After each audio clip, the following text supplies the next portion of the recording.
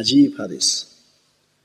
Kim ilm talabida chiqsa, bas to qaytib kelgunicha Allohning yo'lida bo'ladi. Hadis qarang, sahih hadis, Imom Termiziydan. Kim ilm talabida ko'chaga chiqsa, to qaytib kelgunicha Allohning yo'lida bo'ladi. Bu Rasululloh aytayapti, sallallohu alayhi vasallam. Endi umuman ilm yo'lida yurgan odam bo'lsa-chi, demak doim Alloh yo'lida yuribdi u.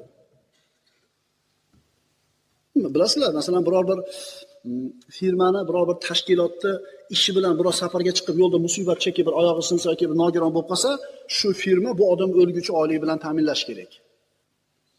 Xizmat burchini ado qilayotgan paytda deyiladi. Demak, Allohni yo'lida yurgan paytingizda ilm o'rganib, ilm yo'lida yurgan paytingizga bir musibat yetadigan bo'lsa, Alloh taoloning zimmasida bo'ladi. Muhim nuqta.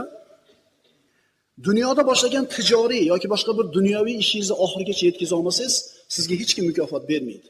Masalan, bitta zavodni qurishni boshladingiz, yeta olmasdan o'lib qoldingiz. Yoki yetkiza olmadingiz oxirigacha. Sizga hech qanday xizmat haqqi to'lanmaydi. To'g'rimi? To'ppa-to'g'ri.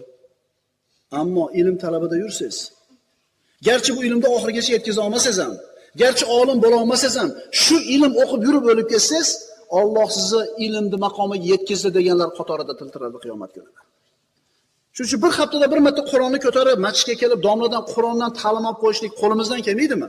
Ammo doim bo'lsin, bir marta emas. Ilm yo'lida yurgan bo'lasizmi siz ham? Qorilar qatorida tirilasiz, olimlar qatorida tirilasiz, agar ilm yo'lida yurgan bo'lsangiz.